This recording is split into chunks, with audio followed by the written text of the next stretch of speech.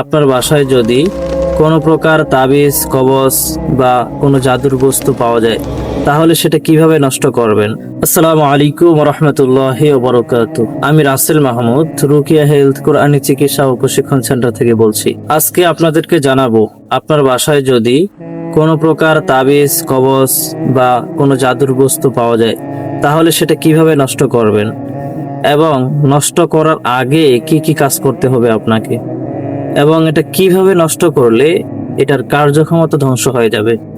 আপনি যখন কোনো তাবিজ কবজ বা নকশা বা জাদুর বস্তু ধ্বংস করবেন তার আগে আপনাকে একটা জিনিস মনে রাখতে হবে, সেটা হচ্ছে তাবিজ কবজ নকশা এগুলো ধরার আগে আপনার সেফটি নিশ্চিত করতে হবে। তো সর্বপ্রথম আপনাকে ওযু করে নিতে হবে, এরপর ইস্তেগফারের সহিত দরুদ শরীফ, আয়াতুল কুরসি এবং সূরা ইখলাস, সূরা ফালাক, সূরা নাস এগুলো পড়ে পুরো শরীরের মধ্যে ফু দিতে হবে এবং হাতের মধ্যে ফু দিতে হবে। প্রয়োজনে যদি আপনি গ্লাভস পরে নেন তাহলে আপনার জন্য উত্তম হয়।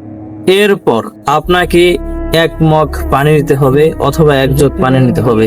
যদি জাদুর বস্তু অনেকগুলো হয়, অনেক সময় দেখা যায় যে গরুর হাড় এবং বিভিন্ন প্রকার জাদুর বস্তু পাওয়া যায় এবং লোহা থেকে শুরু করে শিক বিভিন্ন জিনিস পাওয়া যায়, তখন আমাদেরকে বড় বালতির মধ্যে পানি নিতে হবে। এরপর আমরা সমস্ত প্রকার জাদুর বস্তুগুলো একসাথে করে নিয়ে এবং বালতির মধ্যে পানি নিয়ে সামনে রাখবো।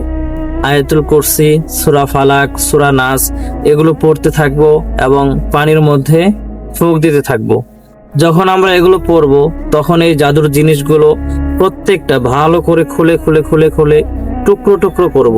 যদি লোহার কোনো জিনিস হয় তাহলে সেটা যদি ভাঙা সম্ভব হয় তাহলে সেটা ভেঙে চৌচির করে নেব। যখন আমাদের তাবিজ কবজ নকশা সবগুলো ভেঙে চৌচির করা হয়ে যাবে তখন এগুলো আমরা বালতি অথবা মগের পানির মধ্যে ডুবিয়ে রাখবো। কম পক্ষে 2 থেকে 3 ঘন্টা পর্যন্ত এগুলো বালতি অথবা মগের পানির মধ্যে ডুবিয়ে রাখার পর এগুলো কোনো ফাঁকা জায়গায়, যেখানে মানুষ চলাচল করে না, এমন কোনো জায়গায় ফেলে দিব অথবা রোদের মধ্যে শুকিয়ে এরপর এগুলোর মধ্যে আগুন জ্বালিয়ে ছাই করে দেব ইনশাআল্লাহ।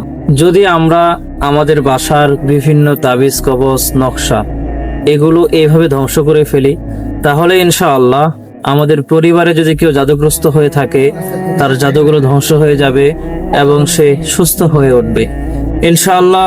আমরা এইভাবেই আমাদের বাসায় পাওয়া বিভিন্ন তাবিজ কবজ নকশা এগুলো এইভাবে ধ্বংস করে দেব ইনশাআল্লাহ। আর অবশ্যই সমস্ত প্রকার কুফরি থেকে আমাদেরকে বেঁচে থাকতে হবে এবং সমস্যার সমাধানের জন্য আমাদেরকে রুকিয়া চিকিৎসা অনুসরণ করতে হবে।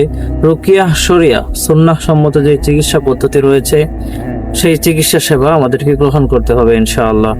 আসসালামু আলাইকুম ওয়া রাহমাতুল্লাহি ওয়া বারাকাতুহু।